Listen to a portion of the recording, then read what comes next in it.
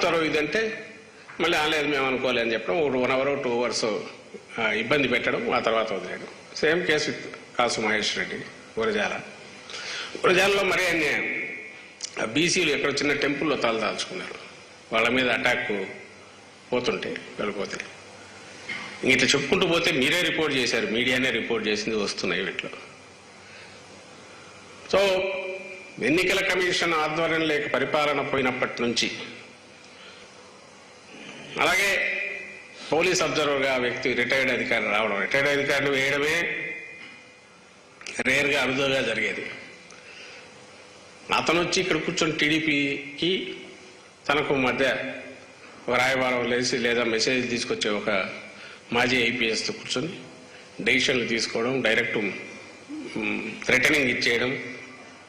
సాక్షాత్ ముఖ్యమంత్రి మీద దాడి జరిగితే 164 స్టేట్మెంట్ తీసుకోమని ఇతను ఇన్సిస్ట్ చేయడం ఏంటి పోలీసులకు? విచిత్రమైన పరిస్థితి అది.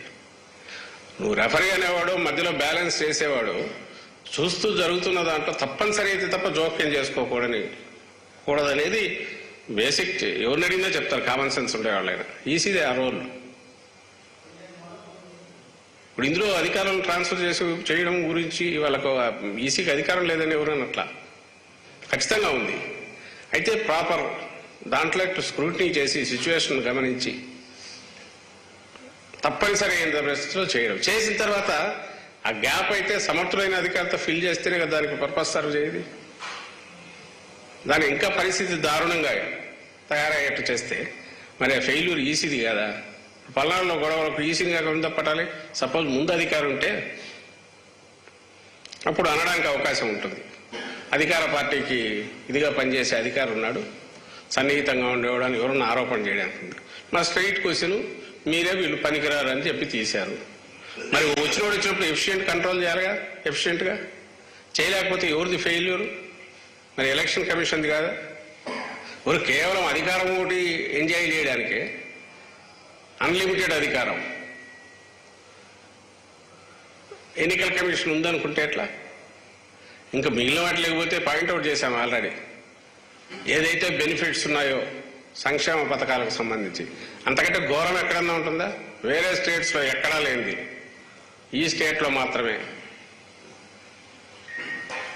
మనం ప్రయోజనాలకు సంబంధించి బెనిఫిట్స్ కిందికి పోవాల్సినవి రొటీన్గా పోయేవి 5 ఏళ్ల నుంచి.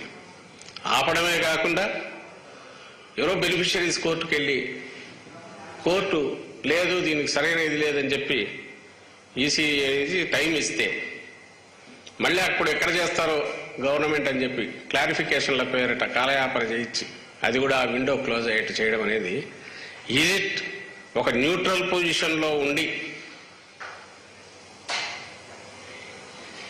అధికార పార్టీ దుర్వినియోగం చేసుకోకుండా అధికారం చూడడంతో పాటు వేరే శక్తులు ఏమన్నా తన మీద పనిచేసి తద్వారా నష్టం జరిగే ఇది రాకుండా చూడాల్సిన ఎలక్షన్ కమిషన్ కేవలం ఒక దీనికి సంబంధించిన వరకు అది ఓపెన్ గా బ్లాటెంట్ గా వాళ్ళు ఇచ్చే సలహాలు మాత్రము, సూచనలు మాత్రము లేదా ఆదేశాలు మాత్రమే తీసుకొని వ్యవహరించడం అనేది ప్రజాస్వామ్యాన్ని నేరుగా ప్రజాస్వామ్యానికి నష్టం కలిగించడం కాదా? పోలింగ్ అయిపోయింది, పోలింగ్ అయిన తర్వాత మళ్ళీ ఇప్పుడు ఇవన్నీ అసహజమైనవే, ఇవేవి న్యాచురల్గా జరిగే గొడవలు కాదు. ఈరోజు 1 సైడ్ అటాక్స్ జరుగుతున్నాయి.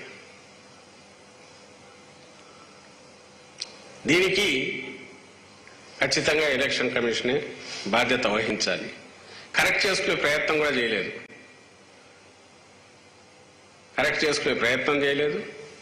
ఇప్పటికీ ఇట్లే అయిపోతే ఇంకా 4th వరకు ఎలక్షన్ కమిషన్దే దీని మీద అధికారం వాళ్ళ పర్వ్యూలోని వాళ్ళ పర్యవేక్షణలోని రాష్ట్రం నడిస్తే ఇట్లే కంటిన్యూ అయితే ఎవరు ఆన్సరబుల్? వాళ్ళేమో ఎవరికి ఆన్సరబుల్ కాదు ఎన్నికల కమిషన్, ఎందుకంటే దే ఆర్ పవర్స్ అన్లిమిటెడ్.